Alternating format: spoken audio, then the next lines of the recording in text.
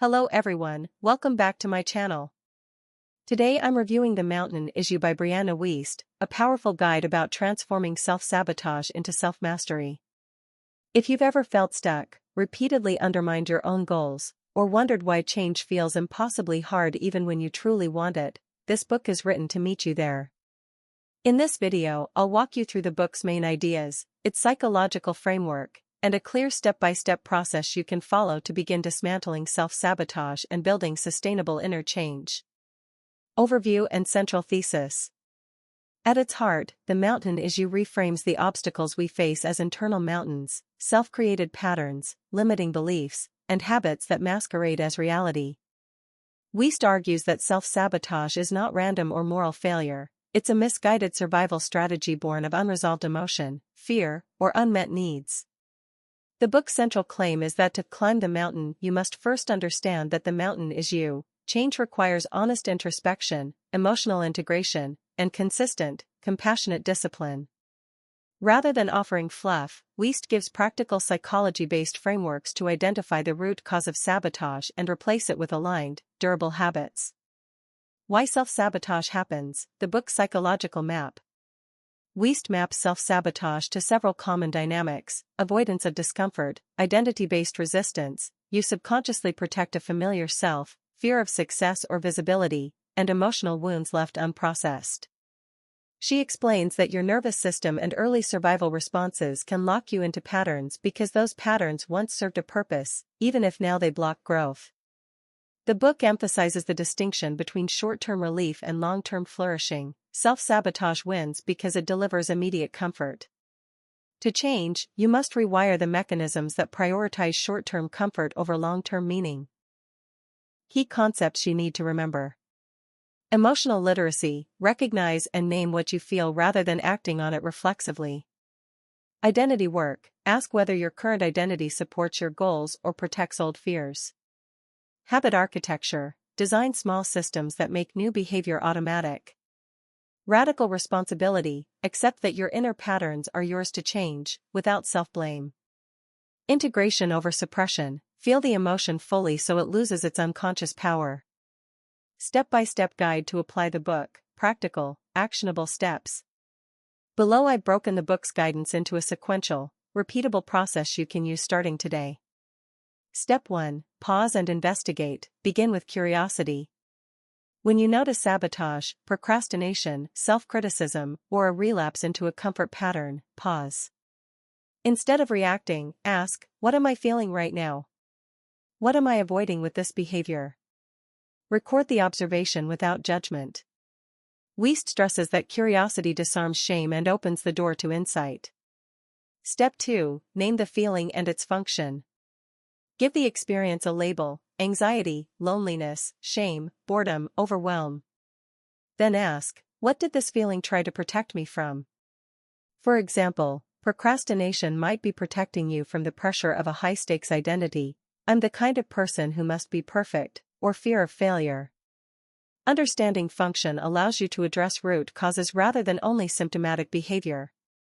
Step 3. Trace the origin, connect emotion to story. Use journaling prompts: when did I first feel this way? What story do I tell about myself in this situation? Wiest emphasizes that many patterns were learned early or during a particular wound. Tracing helps you understand why an old coping strategy still activates. Step 4. Reframe identity with evidence. Identify the limiting self-narrative holding you back, e.g., I'm not disciplined. Then actively collect counter-evidence: small wins, past progress, times you overcame difficulty. Reframing is not lying to yourself, it's building a more accurate story that includes your capacity for change. Wiest recommends consistent, small acts that prove a new identity to yourself. Step 5. Design tiny, non-negotiable systems. Big willpower changes rarely stick. Instead, create micro-habits that accumulate. If your goal is writing, commit to writing 7 minutes daily. If it's health, set a 10-minute evening ritual. The book calls this habit architecture. Structure the environment so the new choice is the default. Make it so small you can't say no. Step 6. Practice feeling the discomfort, emotional endurance. When the old pattern urges you to flee, stay and feel the discomfort for a few minutes. Wiest explains discomfort is temporary and will subside when not immediately acted upon. Over time, your nervous system learns that discomfort isn't catastrophic, which weakens the pull of sabotage. Step 7. Embrace loss and grief as part of growth. Change often demands leaving something behind: safer identity, relationships, roles. Grief for what you lose is normal. The author advises ritualizing that process: acknowledge the loss, name what you'll miss, honor it, and then move forward with intention. This prevents unconscious sabotage masquerading as loyalty to what's being left behind. Step 8. Rewire through repetition and honest feedback. Use measurable, small goals and track them. Wiest recommends feedback loops, weekly reviews where you ask, what worked, what didn't, what felt sabotaging, and what felt empowering. Adjust systems based on what the data, your lived experience, says. Step 9. Build a safety net of supportive practices. Create rituals that support regulation: sleep, movement, time outside, therapy or journaling, and social check-ins. When your baseline regulation improves, you're less prone to reactive sabotage. Step 10. Be gentle but rigorous: balanced self-discipline. Wiest's approach balances compassion with accountability. You do not deny your faults or indulge them, rather, you hold yourself with firmness and kindness. Celebrate consistency, not perfection. Treat setbacks as information, not proof of failure. Illustrative examples from the book: How the Steps Look in Real Life. Throughout the book, Wiest uses practical examples: an artist who procrastinates because they fear judgment, someone repeatedly leaving relationships before they get serious to avoid vulnerability, a professional who sabotages promotions because of imposter identity. In each case, the path forward follows the same pattern above: identify the emotion, find its purpose, reframe identity, build microhabits, and ritualize regulation. Why this approach works long-term.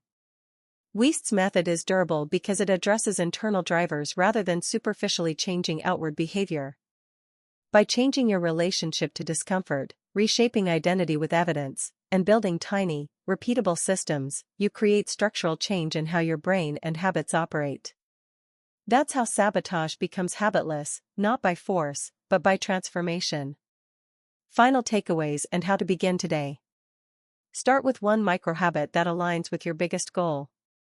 2. Keep a daily 2-minute journal: what triggered sabotage, what did I feel, what did I do, and what small win happened. 3. Practice naming emotions without judgment, this alone reduces their power. 4. Expect grief and loss, plan simple rituals to honor them. 5. Celebrate consistency, not perfection. If you do one small aligned action daily, you will start to rewire your identity. If you want a quick summary to keep on your phone, the mountain you're trying to climb is your internal resistance. Meet it with curiosity, feel what's under it, redesign your habits into small, non-negotiable systems, and expand your tolerance for discomfort. Over time, the mountain stops being an enemy and becomes your teacher. Thanks for watching this video. Please like, share, subscribe.